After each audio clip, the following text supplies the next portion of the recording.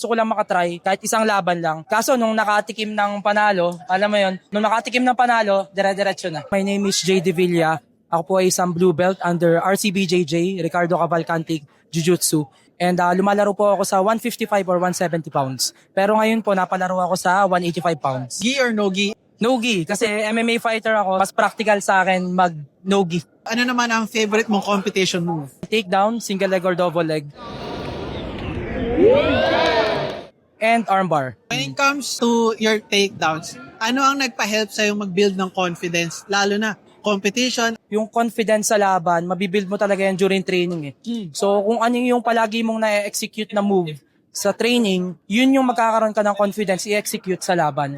So kahit pa anong self-talk, positive self-talk yung gawin mo, kung yung double leg takedown or single leg takedown, hindi mo siya nagagawa sa training, hindi mo mapupull out yung confidence during competition. Ano yung nagpa-motivate sa'yo nung nag-start ka mag-compete or nag-start ka mag-MMA? Ang sabi ko lang talaga, gusto ko lang makatry kahit isang laban lang. Isang laban ng jiu-jitsu, isang laban ng boxing, wrestling, MMA, okay na ako. Kaso nung nakatikim ng panalo, alam mo yon, parang mas nagugutom kang manalo ulit. Doon na nag-start. Nung nakatikim ng panalo, dire-diretso na.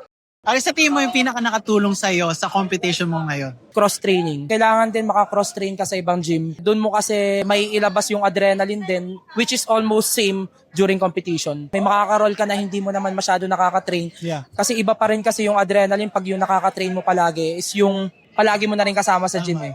Yung alam mo na yung style. Yes. Ano naman yung biggest advice mo sa kahit kaninong gustong mag-start mag-compete? I-try nyo lang. Kung nasa puso nyo or nasa isip nyo na gusto nyo maranasan mag-compete, i-try nyo na lang. Ang iniiwasan natin dyan, what if tumanda na kayo and then looking back, sabihin nyo sa sarili nyo, sana pala tinry ko nung kaya ko pa. Yun yung regret na Hirap na mabawi. ang hirap na mabawi nun. So, i-try nyo lang ng i-try. Siyempre, palagi pa rin yung safety nyo ang priority nyo. Meron nga pala akong upcoming fight ngayon sa PCC, Philippine Combat Championship. Sa May 2, that will be for the belt, the PCC Championship belt, lightweight. Ang kalaban ko is from Hong Kong. Panoorin nyo yun, abangan nyo yun, magiging magandang laban yun. Thank you.